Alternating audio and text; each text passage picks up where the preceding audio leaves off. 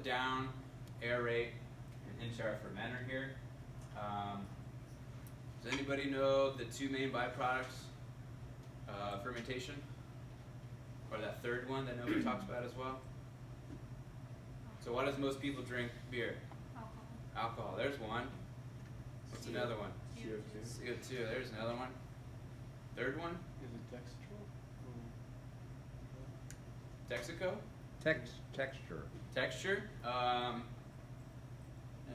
Yeah, I wouldn't say it was a byproduct, but there's heat.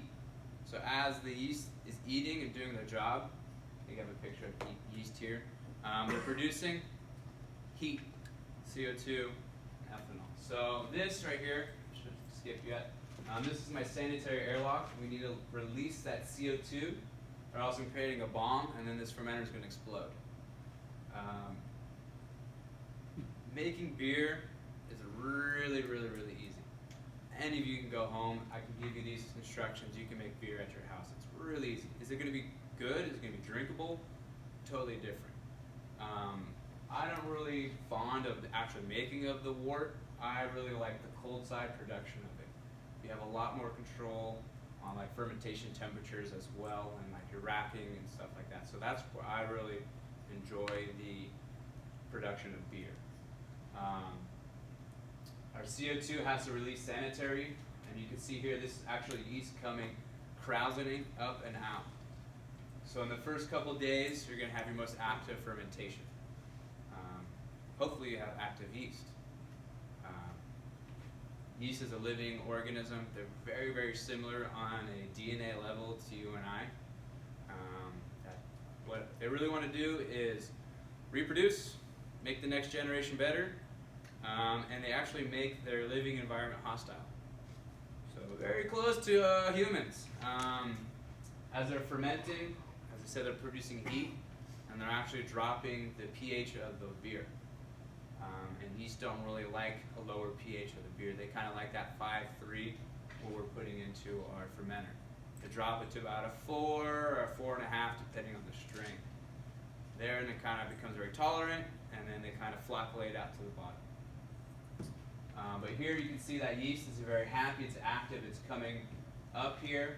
My level is probably right here with wort.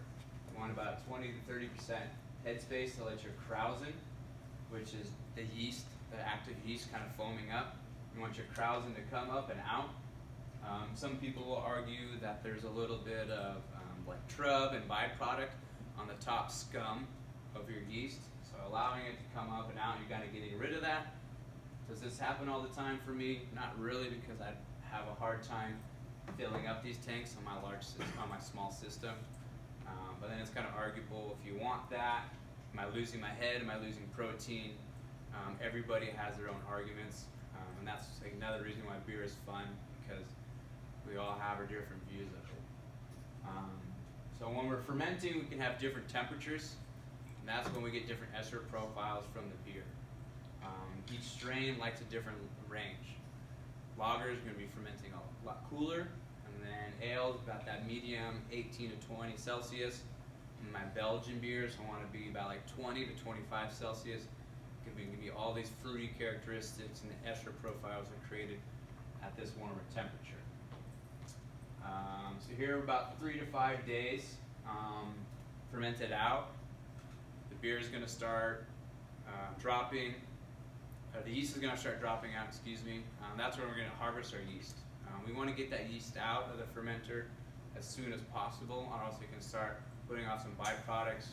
It can be tasting like dough, it can be tasting like sulfur. There's all these flavors that the different strains of yeast put off. We want to get that as soon as possible. Also, there's a lot of static pressure in the tanks that can affect the yeast as well. So if you're over, even though there's a sanitary airlock here and there's no pressure in there, there's always going to be a residual amount of pressure.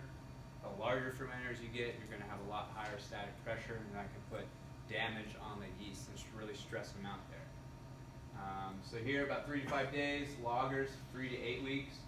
I'm making my Mexican lager. I made it 2.5 weeks ago to be ready for Cinco de Mayo. So that's 3 months in the preparation. That's what Owen was saying. If you're making beer for 4 weeks, better jump on it if you want to drink it in class. Don't make a lager. But yeah, I like my lagers to go for an extended amount of period of lagering phase. Really helps them mature and mellow out. After the beer is done fermenting, we are going to harvest. These are conical tanks down here. We're going to harvest the yeast at the bottom.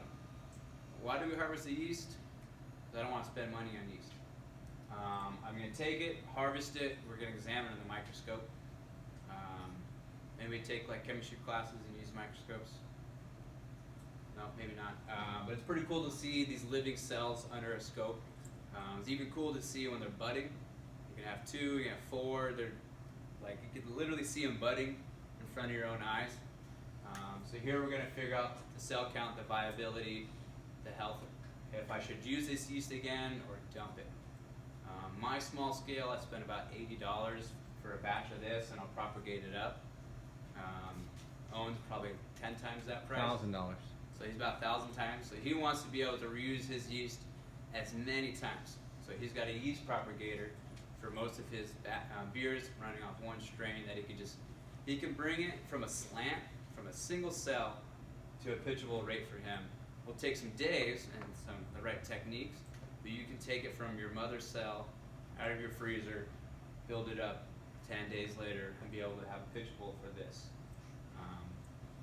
$1,000 is a lot. $80 for me is a lot. So it's kind of that same comparable rate there that we want to be able to reuse as much as possible and know when to dump it. Because if you keep using yeast that is dead, doesn't have flavor, you're not going to have the same consistent beer. So that's why making beer is easy, but making consistent and taste good is really the hard parts.